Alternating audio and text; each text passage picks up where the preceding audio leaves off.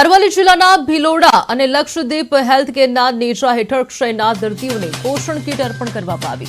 Doctor વિશાલ દેવ અને doctor શૈલ દેવની સદગત માતાની 62મી જન્મ જયંતિ નિમિત્તે 1 જાન્યુઆરી 2026ના રોજ આ દાન કાર્ય યોજાયું હતું। ભિલોડા તાલુકાના તમામ ક્ષયના દર્દીઓને આરોગ્ય કર્મચારીઓ દ્વારા પોષણ કીટ પહોંચાડવામાં આવી હતી। સદગત લક્ષ્મીબેનને શ્રદ્ધાંજલિ રૂપે આજ સુધી 23 ફ્રી મેડિકલ ચેકઅપ અને દવા વિતરણ કાર્યક્રમો યોજાયા છે।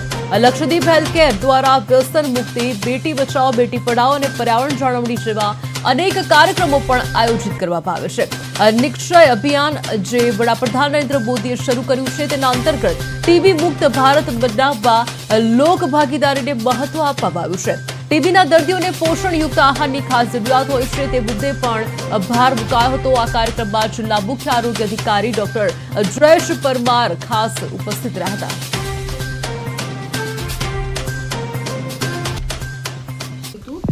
ટીબીના દર્દીઓને ભારત સરકાર તરફથી મફત નિદાન, સારવાર અને જરૂરી પોષણ મળી રહે એટલા માટે થોડી આર્થિક સહાય બી કરવામાં આવે છે।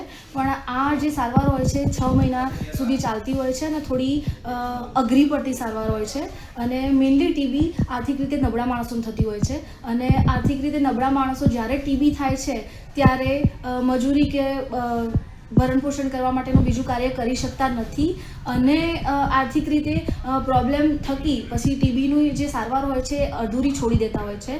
એટલે એ ના થાય એટલા માટે આપણા સમાજમાં, આપણી આજુબાજુ જો કોઈ ટીબીના પેશન્ટ હોય તો આપણાથી થાય એટલો આપણે જેટલા સક્ષમ હોય એટલું પોષણયુક્ત આહાર એમને પહોંચી શકે એવું કરવા માટે હું આપ સર્વને વિનંતી કરું છું।